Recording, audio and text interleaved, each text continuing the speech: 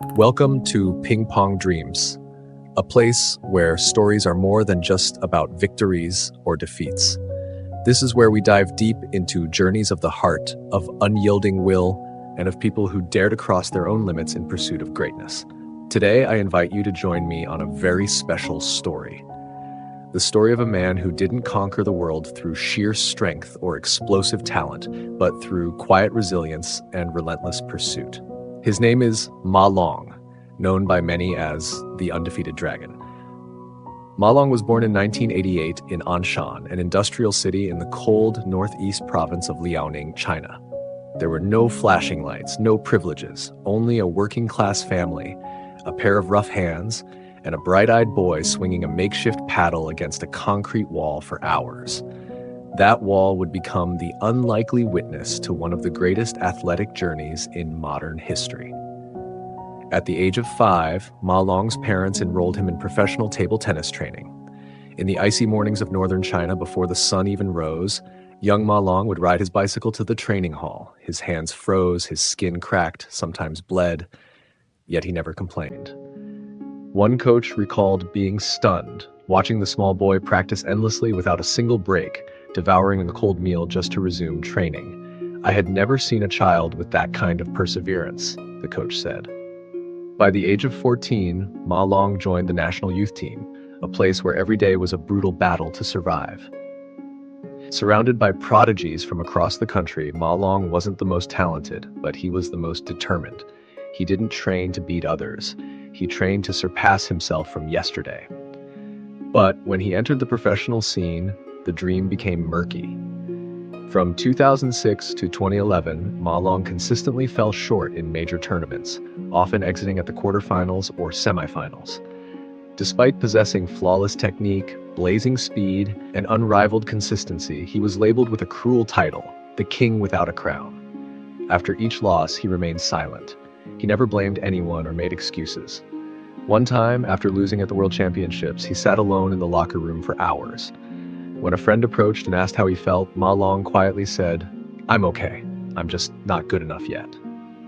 That wasn't self-pity, it was a quiet vow. Those dark years forged the MaLong the world would later revere.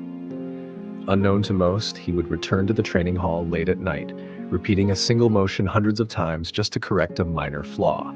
He wasn't chasing fame, he was chasing perfection, not for glory, not for applause, but for the love of the game itself.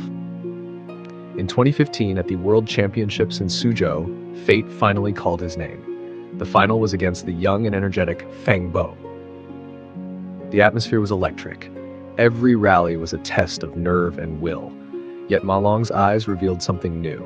They no longer showed fear of failure, but the calm of a warrior who had let go of fear altogether. When he scored the final point, he didn't scream or punch the air. He simply stood there, eyes brimming, lifting his gaze toward the stands where his mother sat crying. At that moment, it wasn't just a match he had won. It was a 10-year battle with himself. Then came the Rio Olympics in 2016, the sport's grandest stage.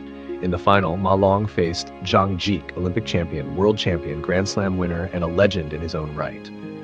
The world watched two titans clash. Zhang brought flair and instinct. MaLong brought strategy and stoic discipline. Their duel was not just sport, it was art. MaLong prevailed with surgical precision and unshakable calm. That day, he became the 5th player in history to complete the career Grand Slam. But for those who followed his journey, the true victory was not the medal. It was everything it took to earn it. In the years that followed, new stars emerged. Fan Zhendong, Lin Gaoyuan, Wang Chuqin. Many said MaLong's time was over. But he didn't respond. He didn't chase headlines. He trained, quietly, steadily. At the 2017 World Championships in Düsseldorf, he faced Xu Xin, perhaps the most creatively gifted player of his generation.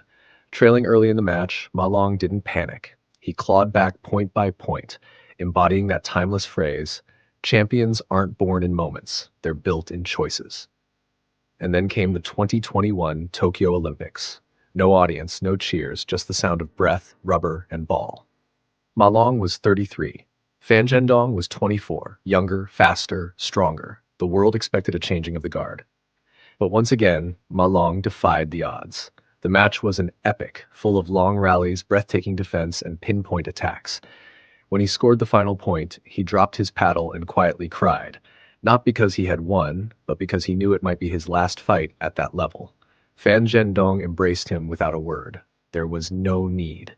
The passing of the torch does not always require speeches, only respect. Away from the spotlight, MaLong was a different man. Calm, grounded, simple. He brewed tea in the morning, cooked for his family, built Lego sets with his son. He wasn't the Grand Slam champion at home. He was just dad, just a husband. He once turned down lucrative sponsorships just to spend more time at home. In a quiet interview, he said, "When I stood on the podium, I saw my mother crying. Not because of the trophy, but because of the years I wasn't home. The dinners I missed. The New Year's I called instead of coming. So now, I want to make up for it." To his teammates, he wasn't just a captain, he was a mentor.